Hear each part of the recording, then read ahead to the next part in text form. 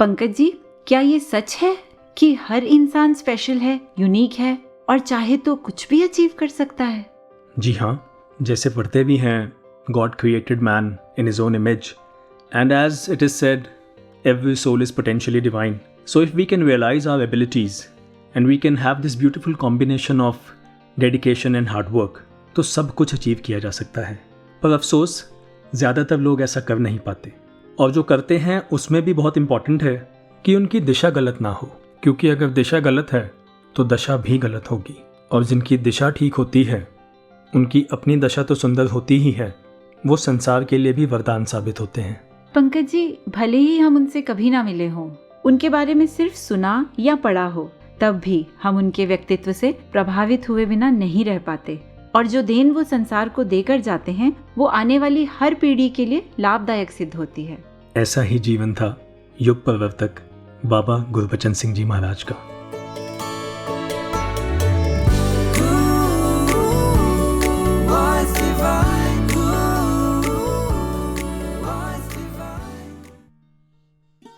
जिसके अंदर गुरु का प्रेम होता है, गुरु की श्रद्धा होती है, वो अपने आप के सारे बल हार देता है.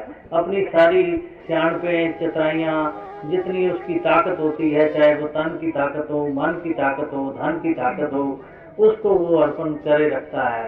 वो बार बार यही कहता है कि मेरा सतगुरु सब बातें करेगा, सब मेरी जो काम बिगड़े हुए हैं सतगुरु पूरे करेगा, उसका पूरा विश्वास होता है. वो दुनिया के हर एक काम में सतगुरु की विशेषता मानता है. कोई भी काम आरंभ करने लगता है, यही कहता है, हे दातार सतगुरु तुम मेरी ये कामना पूरी कर, ये मेरा कार्य ठीक हो जाए. दातार भी उसमें कमी नहीं आने देता, हर एक काम में ये भरपूर होता है. ये इसके रोम रोम में व्यापक परमात्मा जो सामने होता है, साथ सतगुरु को स्मरण करता है. जब ये परमात्मा को अंग संग देखता है तो इसको याद आ जाता है कि ये परमात्मा दिखाने वाला सतगुरु है. जब सतगुरु के प्यारों को तरफ इसकी आंख उठती है तो फिर उस वक्त भी इस दातार परमात्मा की याद आ जाती है. ये दोनों ओत-पोत बातें हैं. बहुत से पुरातन महात्माओं से उनके बारे में सुना है, जिन महात्माओं ने उन्हें देखा और उनके वचनों को सुना, लेकिन मेरे ही जैसे कितने यंगस्टर्स हैं जो ना उन्हें देख पाए और ना उनसे मिल पाए. तो जहां आज इस एपिसोड में वो पुरातन महात्मा जो उनके साथ जिए, उस दौर में थे, वो अपनी यादें ताज़ा करेंगे, वहाँ युवा पीढ़ी को मिलवाएंगे बाबा गुरबचन सिंह जी महाराज के महान जीवन से, महान व्यक्तित्व से. और इस सफ़र में आपके साथ रहेंगे मैं पंकज, मैं सविता. नमस्कार, धन्य निरंकार. निरंकार.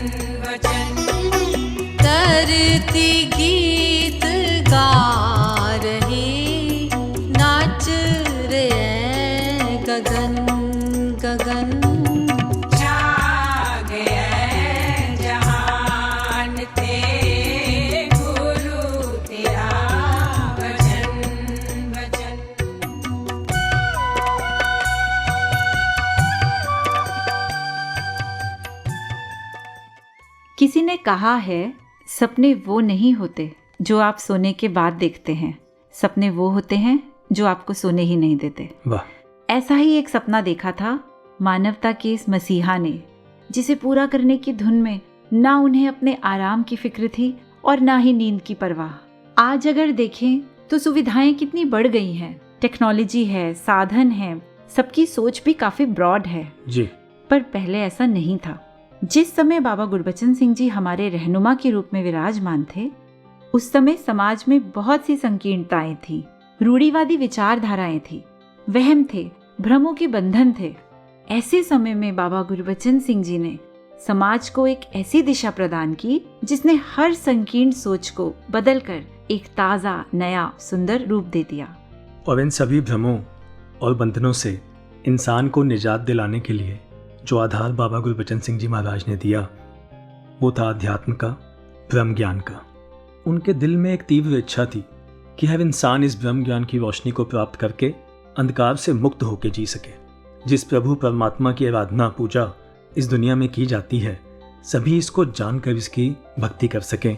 और जिसने भी उनसे इस पावन दात को प्राप्त किया, हर उस दिल ने फिर ये कहा, हो गया अंधेरा दूर, हो गया ए नूर नूर, रब जेड़ा सिलो के आ, हो गया हाज़र हज़ूर, मुक गया में पटकना, मन होया मगन मगन, धरती गीत गा रही, नाच रहे गगन गगन। बाबा गुरबचन सिंह जी की शिक्षाएं अनेक हैं। उनमें से कुछ का जिक्र आज हम अपने इस एपिसोड में कर रहे हैं। उनका पूरा जीवन सेवा और तप त्याग से सजा हुआ था। सेवा के संदर्भ में उन्होंने जो कहा वो कुछ इस प्रकार है।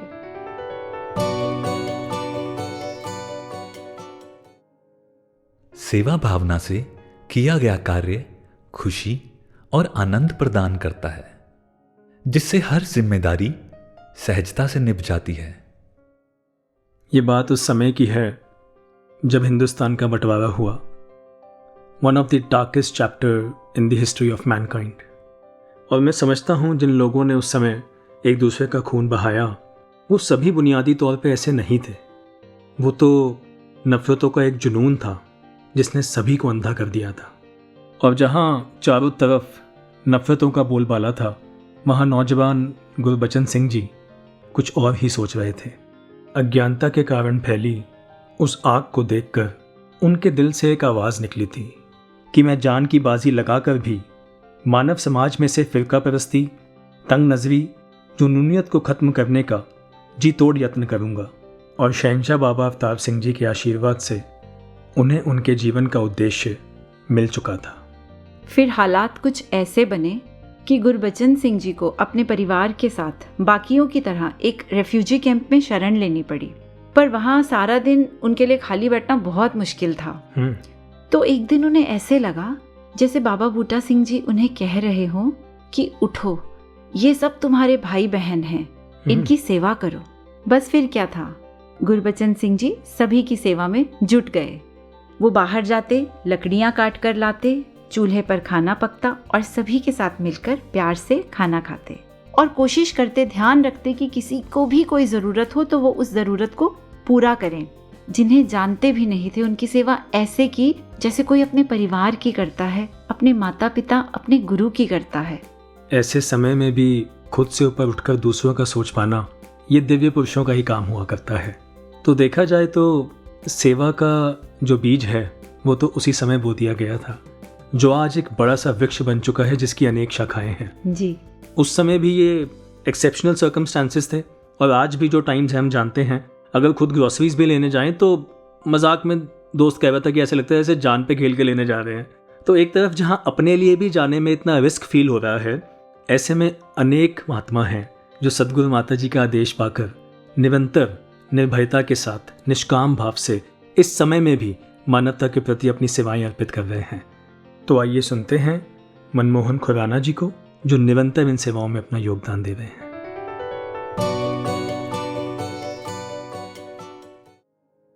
धनंकार जी, जो आजकल कोरोना वायरस चल रहा है, इसमें सदगुरु माता सुदीक्षा महाराज ने मिशन के अनुयायियों को संदेश देते हुए कहा कि कोरोना वायरस के संकट के समय में हमने एक दूसरे का पूर्ण सहयोग करना और मानवता की सेवा करना है। जो ये सेवा का जज्बा है, ये सदगुरु माता जी की रहमत से ही देखने को मिला है। तो ये जो हमें लंगर बनाने की सेवा या सैनिटाइज की सेवा मिली है, जो महापुरुषों के अंदर उत्साह देखा गया है, सतगुरु माता जी के चरणों में यही अरदास बनती है कि इन महापुरुषों को सेवा का मौका और देते रहें, कि सतगुरु माता जी हमारी महापुरुषों के जो हमारे साथ नौजवान और संत जुड़े हुए हैं, इनको सबको ठीक ठाक रखना और सारी मानवता को भी जल्दी से जल्दी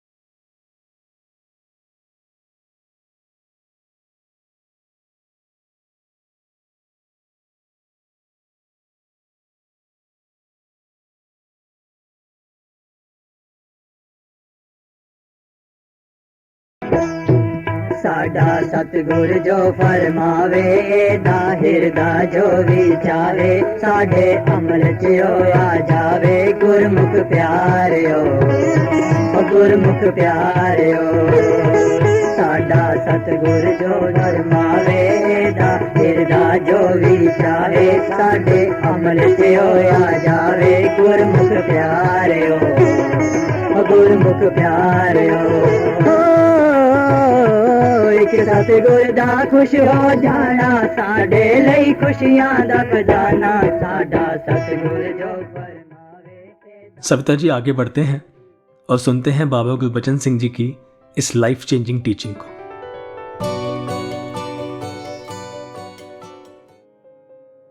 सुख की जिंदगी जीने के लिए किसी चमत्कार या किस्मत का इंतजार नहीं करना चाहिए, बल्कि कुदरत के कानून के मुताबिक मेहनत, ईमानदारी, नेक नियति और लगन से कार्य करते हुए अपने लक्ष्य की ओर बढ़ना चाहिए।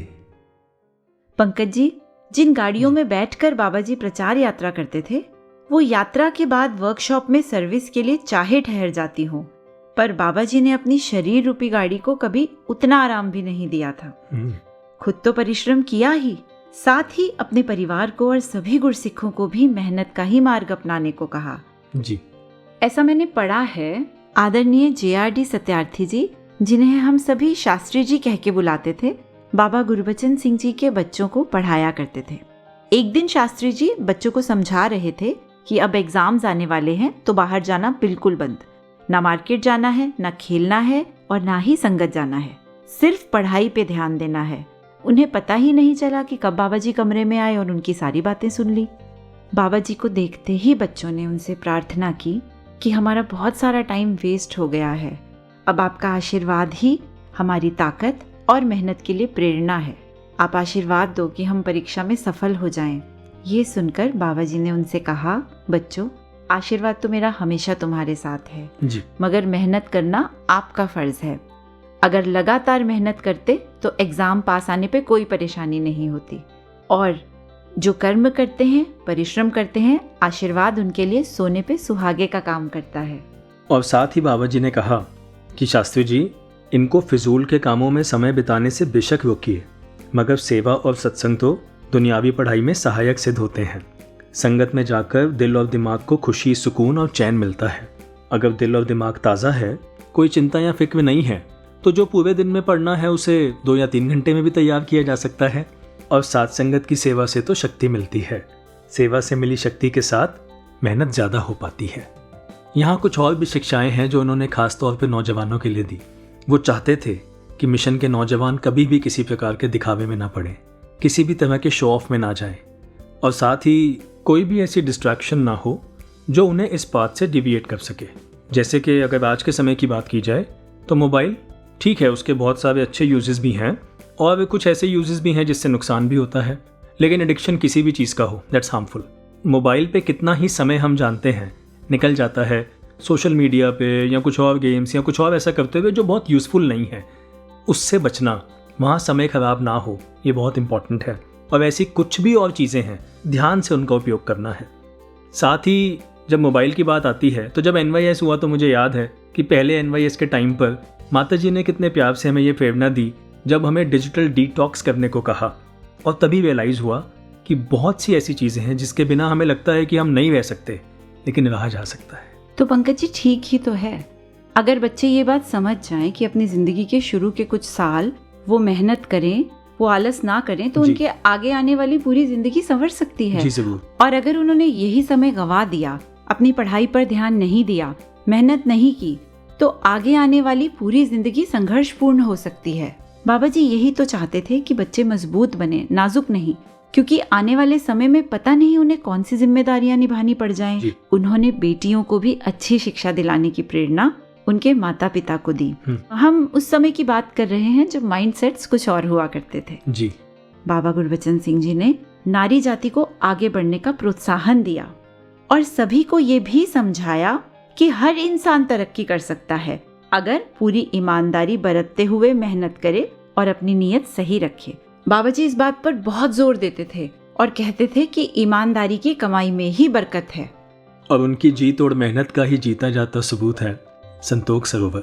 जिस जमीन को बंजर कहा करते थे, उस जमीन को भी उन्होंने अपनी मेहनत और निष्ठा से उपजाऊ बना दिया, और उसके बाद जो सुंदर स्वरूप उसको बाबा हरदेव सिंह जी ने दिया वो हम सभी ने देखा है। जी। साथ ही बाबा गुरबचन सिंह जी प्रचार प्रसार के अलावा अपना काफ़ी समय वर्कशॉप में दिया करते थे, और ऐसी पारखी नज़र थी उनकी कि अगर किसी में थोड़ा सा भी कुछ टैलेंट दिखता या इंटरेस्ट भी दिखता तो वो कोशिश किया करते थे कि उस इंसान की उस स्किल को अच्छे से डेवलप किया जाए और उसको अपने पैरों पर खड़ा किया जाए। वाह।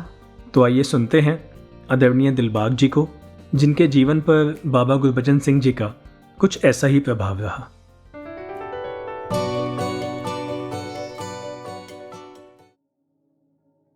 ਦਾ ਨਿਰੰਕਾਰ ਜੀ।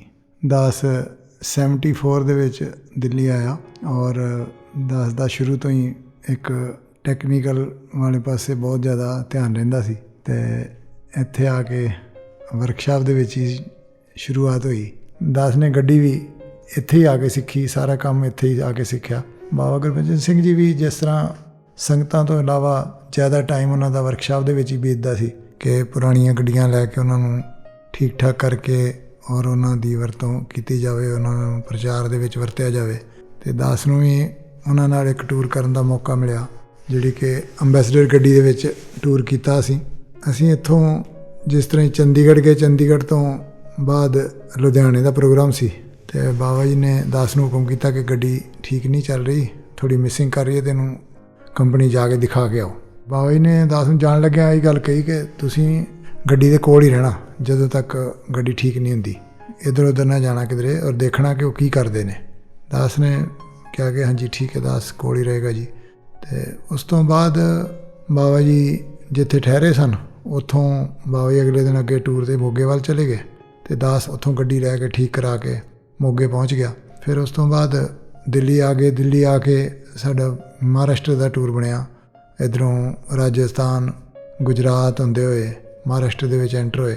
ਬੰਬੇ ਜਾ ਕੇ ਬਾਬਾ ਜੀ ਦਾਸ ਨੂੰ ਕਹਿੰਦੇ ਨੇ ਕਿ ਗੱਡੀ ਜਦੋਂ ਉੱਥੇ ਠੀਕ ਕਰਾ ਰਹੇ ਸੀ ਤਾਂ ਤੂੰ ਕੋਲ ਸੀ ਨਾ? ਮੈਂ ਕਿਹਾ ਹਾਂਜੀ ਦਾਸ ਕੋਲ ਹੀ ਸੀ ਜੀ। ਅਤੇ ਕਹਿੰਦੇ ਕਿ ਚਲੋ ਅੱਜ ਨਾ ਗੱਡੀ ਨੂੰ ਥੋੜ੍ਹਾ ਖੋਲ੍ਹਦੇ ਹਾਂ।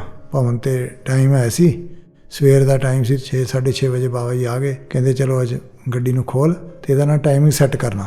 ਦਾਸ ਨੇ ਖੋਲ੍ਹਿਆ ਸਾਰਾ ਗੱਡੀ ਦਾ ਸਭ ਕੁਝ, ਇਸ ਤਰ੍ਹਾਂ ਖੋਲ੍ਹੀ ਦੀ ਨਹੀਂ ਸੀ, ਸਾਰੀ ਗੱਡੀ ਖੋਲ੍ਹ ਦਿੱਤੀ। ਖੋਲ੍ਹ ਕੇ ਅਤੇ ਬਾਬਾ ਜੀ ਕਹਿੰਦੇ ਚੱਲ ਹੁਣ ਤੂੰ ਦੇਖਿਆ ਸੀ ਨਾ ਟਾਈਮਿੰਗ ਕਿਸ ਤਰ੍ਹਾਂ ਸੈੱਟ ਕਰਦੇ ਸੀ, ਜਾਂ ਉਹਨਾਂ ਨੇ ਕੀ ਕੀਤਾ ਸੀ? ਦਾਸ ਨੇ ਕਿਹਾ ਹਾਂਜੀ ਮੈਂ ਦੇਖਿਆ ਸੀ ਜੀ। ਕਹਿੰਦੇ ਚੱਲ ਹੁਣ ਇਹਨੂੰ ਨਾ ਫਿੱਟ ਕਰ ਦੇ। ਦਾਸ ਨੇ ਸੋਚਿਆ ਕਿ ਬਾਬਾ ਜੀ ਤਾਂ ਹੁਣ ਚਲੇ ਗਏ, ਹੁਣ ਮੈਨੂੰ ਇਕੱਲੇ ਨੂੰ ਸਾਰਾ ਕੁਝ ਕਰਨਾ ਪੈਣਾ, ਕਿਧਰੇ ਗਲਤ ਨਾ ਹੋ ਜਾਏ ਕੁਛ। ਲੇਕਿਨ ਉਹਨਾਂ ਦਾ ਆਸ਼ੀਰਵਾਦ ਵੀ ਨਾਲ ਸੀ। ਦਾਸ ਨੇ ਸਾਰੀ ਫਿੱਟ ਕੀਤੀ। ਫਿਰ ਉਹਨਾਂ ਨੇ ਜਦੋਂ ਸਟਾਰਟ ਕਰਨੀ ਸੀ ਕਹਿੰਦੇ ਹੁਣ ਸਟਾਰਟ ਕਰ। ਸਟਾਰਟ ਕਰਕੇ ਤੇ ਦੇਖ, ਕਹਿੰਦੇ ਹਾਂ ਹੁਣ ਠੀਕ ਹੈ, ਹੁਣ ਤਾਂ ਬਿਲਕੁਲ ਧੂੰਆਂ ਵੀ ਬਿਲਕੁਲ ਠੀਕ ਆ ਰਿਹਾ।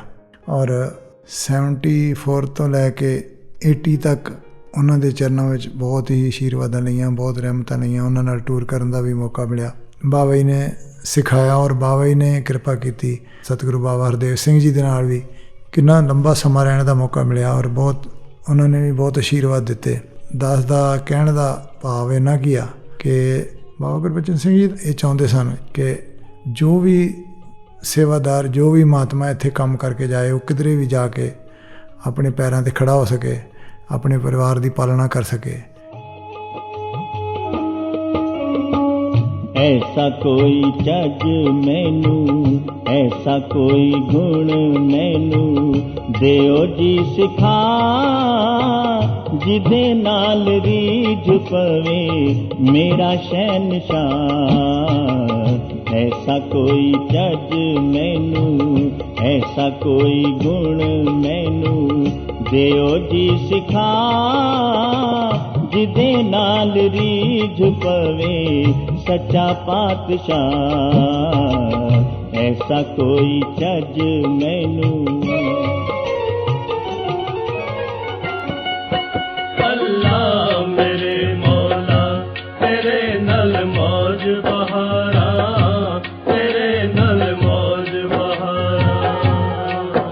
अल्लाह मेरे मौला तेरे नल मौज बहारा, तेरे नल मौज बहारा। जीवन मेरे दिया शहंशाह तेरे हाथ मुहारा। अल्लाह मेरे मौला तेरे नल मौज बहारा, तेरे नल मौज बहारा। बाबा गुरबचन सिंह जी चाहते थे कि हर नौजवान जहां खुद सत्य की राह पर आगे बढ़े, वहीं सत्य का संदेश भी पूरी जिम्मेदारी के साथ जन जन तक पहुंचाए। तो ऐसे ही एक नौजवान के भाव हम सुनते हैं इस गीत में। जी। देखूं मैं कितना बचन को था जाना, कहा था जो उसने क्या मैंने है माना, कहा था जो उसने क्या मैंने है माना। देखूं मैं कितना बचन को था जाना, देखूं मैं कितना बचन को था जाना। मारा किसी ने जो बेरी को पत्थर, बदले में उसने तो बेरी खाए। नफरत के बदले मोहब्बत लुटाई, बल्कि वो प्यार तो देते ही आए। लिख गए वचन वो किताबों में लाखों, क्या पढ़कर बढ़ाया करम का खजाना। देखूं मैं कितना वचन को था जाना। नई सोच देकर जवान पीढ़ी को वचन ने मिशन की दिशा ही बदल दी। नशे और विकारों से पाबंद करके परिवारों की दशा ही बदल दी। संकल्प से उनके तो आदर्श बने थे, वचन के इरादों से मैंने कठाना। देखूं मैं कितना वचन को था जाना। बाबा गुरबचन सिंह जी ने जीवन को उस बारीकी से देखा और दिखाया जिस ओर एक साधारण मनुष्य शायद कभी ध्यान भी न दे। कुछ ऐसी ही बारीकियां हैं उनके इस उपदेश में।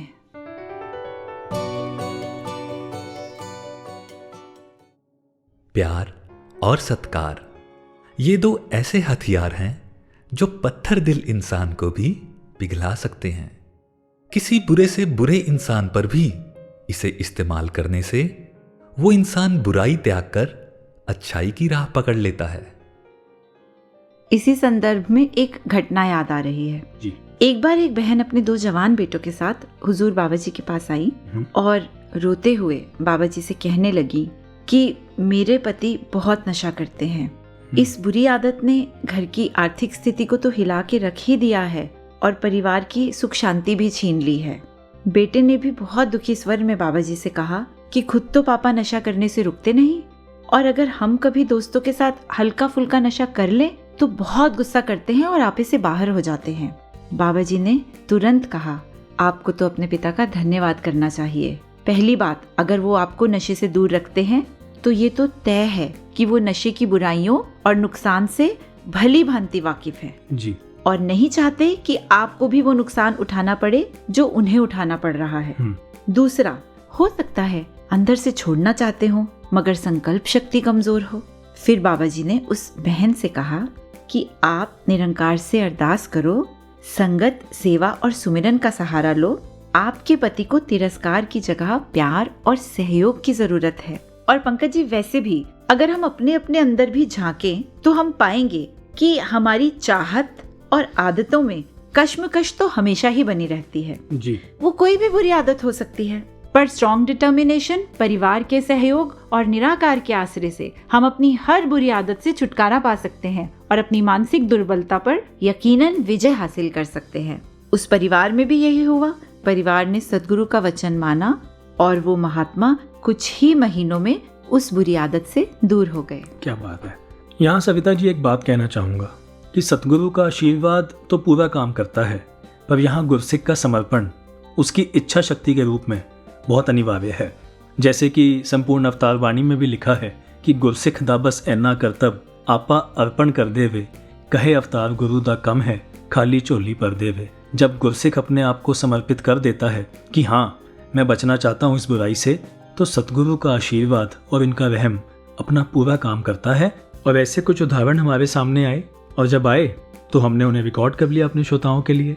और पुरातन समय का ये अनुभव हमारे साथ साझा कर रहे हैं आदरणीय रोशन जी।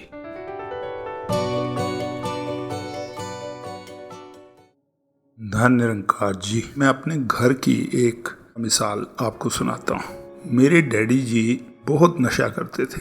हुआ ऐसे कि एक दिन अचानक फ़ोन आया हमारे घर में और पता चला कि बाबा गुरबचन सिंह जी ने डैडी जी को बुलाया। तो डैडी हेडक्वार्टर में बाबा जी के दर्शन करने चले गए। वहाँ गए तो जाके बाबा जी अंदर बैठक में विराजमान होते थे। जो भी दर्शन करने जाता था तो डैडी जी भी गए, जाके नमस्कार करके बैठ गए। तो बैठते ही बाबा जी ने पूछा कि ऐसे है, मैं कुछ दिनों के बाद मसूरी में एक कॉन्फ्रेंस बुला रहा हूँ और उसमें पहला मैंने प्रण सबसे यही लेना है कि कोई भी मिशन में नशा नहीं करेगा। तो तुम्हें इसलिए बुलाया, आज छोड़नी है कि कुछ दिन बाद जब कॉन्फ्रेंस बुलाऊंगा तब छोड़नी है? तो डैडी जी ने एकदम बाबा जी की तरफ देखा और सर झुका दिया और कहने लगे कि सच्चे पातशाह मुझे शक्ति दो, आपने मुझे बुलाया है स्पेशली, तो मेरे लिए तो आपका आदेश ही सर्वोपरि है। वहाँ भी आपने आदेश देना, यहाँ भी आप दे रहे हो, लेकिन मुझे ताकत देना मैं आपके आदेश को मान सकूं। तो वो नमस्कार की, बाबा जी ने सर पर हाथ रखा, आशीर्वाद दिया और वो घर आ गए।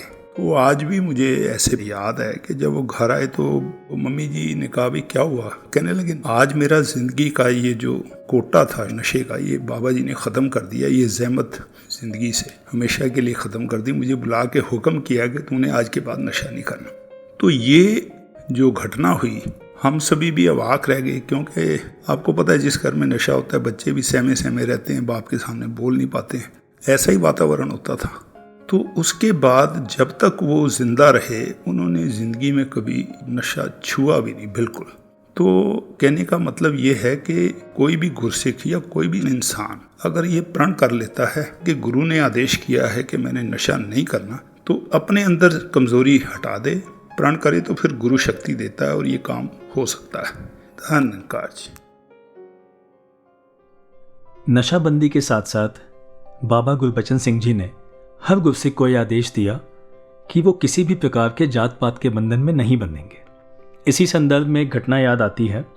एक बहन अपनी बिटिया की शादी के उपलक्ष्य में जब बाबा जी से आशीर्वाद लेने आई तो कहने लगी, बाबा जी एक रिश्ता आया है, बाकी सब ठीक है, बस ये पता लग जाए कि लड़का कौन सी जाति का है। ये सुनकर बाबा जी ने उन्हें बड़े प्यार से समझाया कि रिश्ते नाते करते समय लड़का लड़की का मेल जोल, कद काठ, पढ़ाई लिखाई, गुण कर्म और स्वभाव देखने चाहिए। बाकी सब इंसान एक समान हैं। कोई आवश्यक नहीं है कि एक विशेष जाति के लोग ही अच्छे होंगे। और सविता जी, मैं तो सोचता हूँ कि अगर दो अलग जाति के या कम्युनिटी के लोग अगर आपस में मिल जाएंगे, इस तरह शादी के बंधन में बन जाएंगे, तो कितनी डाइवर्सिटी सी आ जाएगी ना लाइफ में। Diversity is beautiful Pankaj ji. और मुझे याद आता है कि बाबा गुरबचन सिंह जी के समय में उन्हीं की प्रेरणा से बहुत सी इंटरकास्ट मैरिजेस भी हुई। सविता जी, आपने तो बहुत सहजता में कह दिया कि डाइवर्सिटी इज ब्यूटीफुल, और वो जायज़ है, वो आपका नज़रिया है जो सतगुरु ने बख्शा है। पर संसार में तो डाइवर्सिटी बहुत से झगड़ों का कारण बन जाती है। पर गुरसिक को जो सतगुरु का दिया हुआ विजन है, जो एक ज्ञान की नज़र है, उसकी वजह से उसके जीवन में डाइवर्सिटी ब्यूटी लाती है। जैसे कि बाबा हरदेव सिंह जी भी कहा करते थे कि हमें यूनिफॉर्मिटी नहीं, यूनिटी चाहिए। हर भाषा, हर देश के मानव अपने ही तो सारे हैं। और इस विषय में बाबा हरदेव सिंह जी ने और क्या कहा, आइए सुनते हैं।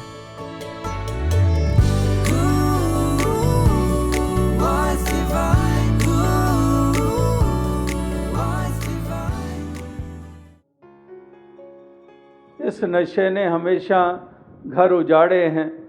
इस नशे ने ही कितनी बरकतें हमसे छीनी हैं।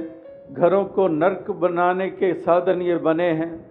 तो हमने ऐसे नशों का सेवन नहीं करना है। जब बच्चियों के विशेषकर विवाह रचाए जाते हैं और कैसे बोझ बने जाते हैं, कैसे दिखावे होते हैं, किस प्रकार से फजूल में वो खर्च किए जाते हैं, तो उसके लिए भी उन्होंने सबको ये चेतन किया कि हमने उस तरफ अपने कदम नहीं बढ़ाने हैं। हमने नियंत्रण में रहना है। हमने खाम खा के लोगों को दिखाने के लिए अपने आप को किसी बोझ में नहीं डालना है। और इस प्रकार से ना बोझ बनना है, ना ऐसी मांगे रखनी है सामने।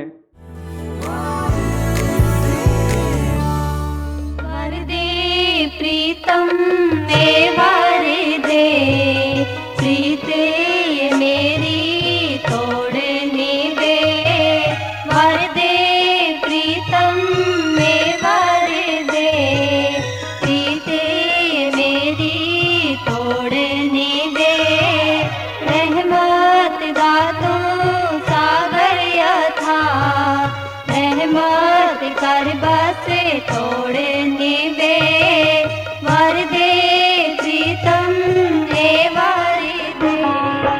और या मेरा सच्ची सरकार दिया, और या मेरा सच्ची सरकार दिया, सिफ्त करा बयान कने दातार दिया, सिफ्त करा बयान कने दातार दिया।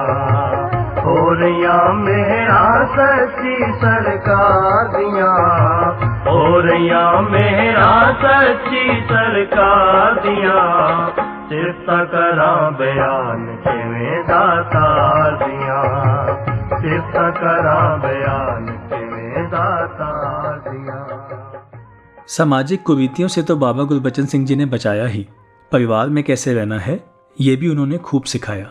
खुशहाल गृहस्थी कैसे बनती है, इस बारे में जो उन्होंने आदेश दिए, आइए सुनते हैं। हमें अपनी गृहस्थी को खुशहाल बनाने के लिए एक दूसरे के साथ मिलकर चलना है। पति पत्नी गृहस्थ रूपी रथ के दो पहिए हैं और बच्चे इस रथ की सवारियां। यदि एक भी पहिया ढीला हो जाए अथवा साथ ना दे तो रथ तो डगमगाएगा ही, सवारियों को भी परेशानी होगी, जिससे नुकसान होना संभव है। बाबा जी ने हमेशा सिखाया कि परिवार में रहते हुए गुरमत को हमेशा आगे रखें, अपने फ़र्ज़ों की अदायगी की ओर ध्यान दें। जहाँ संसार में अधिकारों की लड़ाई है, वहाँ आपने सभी का ध्यान ड्यूटीज़ की तरफ दिलाया। साथ ही आप ये ज़रूर कहा करते थे कि अगर आप बाहर आके बहुत सेवाएं कर भी लेते हैं, लेकिन अगर घर में माता पिता की ओर ध्यान नहीं है या उनकी सेवा नहीं करते तो उसका कोई लाभ नहीं होने वाला। यानी कि आप उस कथन में विश्वास रखते थे कि चैरिटी बिगिन्स एट होम। और यहाँ बाबा जी ये भी कहा करते कि जहाँ बच्चों ने माता पिता की सेवा करनी है, उनके प्रति अपने फ़र्ज़ निभाने हैं, वहाँ माता पिता ने भी बच्चों के प्रति अपने फ़र्ज़ निष्काम भाव से निभाने हैं और कभी उनको ऐसा एहसास नहीं करवाना कि उन पर कोई एहसान किया जा रहा है। वैसे भी पंकज जी, अगर देखें कि कोई भी प्राप्ति या कोई भी उपलब्धि हो, वो कुछ ना कुछ मूल्य अवश्य मांगती है जी। वो कीमत मांगती है, वो त्याग मांगती है। तो इसी तरह अगर हम घर में रिश्तों की भी बात करें तो त्याग के बिना कोई भी रिश्ता निभ ही नहीं सकता। जी बिल्कुल। बाबा गुरबचन सिंह जी ने इसी त्याग की भावना को सब में भरने का पूरा प्रयास किया। उन्होंने दिल से दिल और भावना से भावना को जोड़ा। यही नहीं, बाबा गुरबचन सिंह जी ने हर किसी की भावना की पूरी कद्र की। और जिसने भी उनकी बात मानी उनके घर स्वर्ग बनते गए। पंकज जी, जैसा आपने अभी कहा कि अगर हम अपने कर्तव्यों का पालन करेंगे तो अधिकार तो हमें अपने आप मिल ही जाएंगे। वैसे भी घर हो या बाहर, झगड़े हमेशा अधिकारों के ही होते हैं। बाबा हरदेव सिंह जी अक्सर एक बात कहा करते थे कि अपने कर्तव्यों को पहाड़ के जितना बड़ा समझकर मानना है और अधिकारों को राई की तरह मानना है। तो बस फिर तो बात ही खत्म। फिर तो जो करना है मैंने करना है और एक्सपेक्टेशंस कम से कम रखनी है। तो फिर तो कोई झगड़ों का या घर में किसी भी कलह कलेश का कोई सवाल ही नहीं उठता। तो अगर गुरमत का रिश्ता ऊपर रखेंगे, हर किसी में सद्गुरु का रूप देख के उसकी सेवा करेंगे, उसको प्यार करेंगे, तो फिर हर रिश्ता बहुत ही प्यारा हो जाएगा। और बाबा गुरबचन सिंह जी ने ये आदेश, ये संदेश हमें खुद ग्रस्त में रहते हुए दिए और उनका इस यात्रा में, इस सफ़र में बखूबी साथ निभाया ममतामयी राजमाता जी ने। एक और सत्य के प्रचार के लिए कंधे से कंधा मिलाकर उनके साथ चलते रहे, दूसरी ओर परिवार की और बच्चों की जिम्मेवारियां भी खूब निभाते रहे जी। और बाबा जी ने उन्हें ये बात बहुत जल्दी बता दी थी कि आपका परिवार सिर्फ ये 5 बच्चे नहीं हैं, संसार का हर बच्चा आपका बच्चा है, समस्त मानवता आपका परिवार है। और उस माँ ने भी अपना आंचल इतना बड़ा कर लिया कि हर बच्चे को उसमें समेट लिया, सभी के लिए सुख मांगा, सभी की गलतियों पे पर्दा डाला और सभी को सुख देते चले गए। और सविता जी बहुत दृढ़ता हुआ करती थी राजमाता जी के वचनों में। उनको सुनकर हर गुरसिख के विश्वास में हमेशा इजाफा ही हुआ है। जी, सही कहा। और राजमाता जी का जीवन गुरु भक्ति की एक ऐसी अनूठी मिसाल रहा जिसे खुद बाबा हरदेव सिंह जी महाराज ने सलाम किया। तो आइए सुनते हैं ममतामयी राजमाता जी का ये पावन संदेश। जी।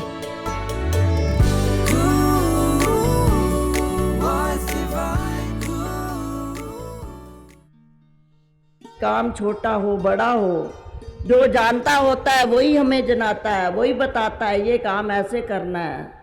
चाहे वो मशीनरी का काम हो, चाहे और छोटा सा काम हो। नहीं तो साथ संगत अपने आप नहीं कर सकते। जैसे अपने आप तो अगर इंसान कहे कि मैं पढ़ाई कर ली और इतनी डिग्रियां हासिल कर ली, नहीं, उसको उस्ताद के पास जाना पड़ा। कभी भी कोई ऐसी बात नहीं हुई कि अपने आप किताबें बाज़ार से लेकर वो पढ़कर कोई डिग्रियां हासिल कर ली हो। तो इसी तरह सत्संग जैसे उस्ताद के बगैर इल्म हासिल नहीं होता। अपने आप कौन कर सकता है? कोई काम नहीं हो सकता अपने आप। ये तो सत्संग सिखाने वाला जब मिलता है तो फिर काम कर लेते हैं, फिर कहते हैं ये मेरे उस्ताद जी हैं, इन्होंने मुझे काम सिखाया, इन्होंने इल्म हमें पढ़ाया।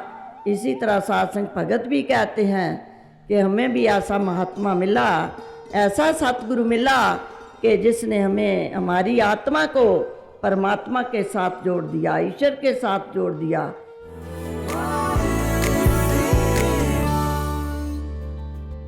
जब बाबा गुरबचन सिंह जी का जिक्र होता है तो एक नाम ऐसा है जो उनके नाम के साथ ही अमर हो गया जी। वो है चाचा प्रताप सिंह जी। सेवा की प्रकाष्ठा कह सकते हैं उनको।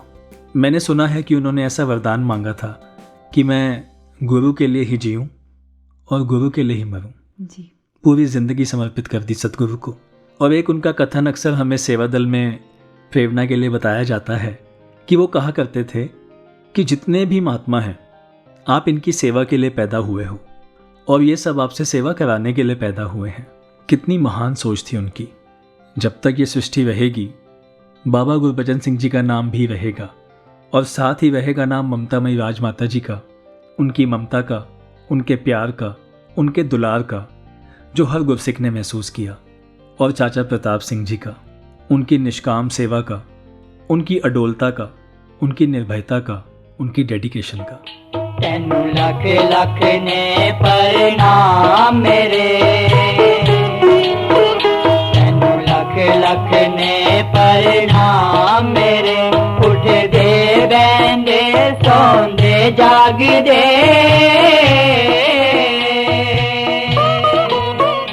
उठ दे बहंदे सौंदे जाग दे। हन सुबह दोपहरे शाम मेरे, तेनू लख लख ने प्रणाम मेरे, तेनू लख लख ने प्रणाम मेरे।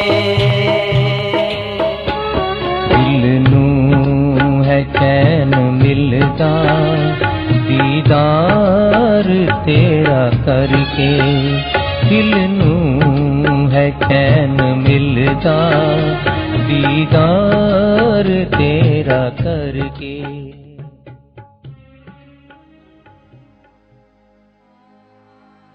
आसान कहाँ था बाबा गुरबचन सिंह जी का जीवन सफ़र। रफ्तार तेज़ थी, बहुत तेज़। समय कम था, काम ज़्यादा। पहाड़ जैसी मुश्किलें सामने आईं, मगर परवाह नहीं की। आंधी हो, बरसात हो, गर्मी हो, सर्दी हो, रुके नहीं, चलते गए।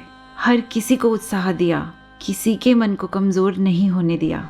एक ही लगन, बस एक ही धुन कि सबको सुखी करना है, सबको सच के साथ जोड़ना है। उन्होंने तो जो सोचा करके दिखाया और फिर उसके बाद कहा, अब ये हमारा फ़र्ज़ है, जो सुना है उसे सोचें, गहराई से सोचें और फिर जीवन में अपना लें, ढाल लें। यही उनके प्रति हमारा प्रेम और सम्मान होगा। तो ना ही वो रुके, ना ये मिशन। बाबा गुरबचन सिंह जी की शिक्षाएं हमेशा हमारे साथ रहेंगी। तो आइए हम भी संकल्प लें और अरदास करें सद्गुरु माता सुदीक्षा जी महाराज के चरणों में कि आप हमें ऐसा बल बख्शें, ऐसी तौफीक बख्शें कि हम बाबा गुरबचन सिंह जी के एक एक कमांडमेंट को मान पाएँ, उनके एक एक आदेश को मान पाएँ और समर्पित जीवन जी पाएँ आपके पावन चरणों में। तो पंकज जी, इसी संकल्प के साथ अब हम अपने श्रोताओं से विदा लेते हैं। नमस्कार, धन्य निरंकार।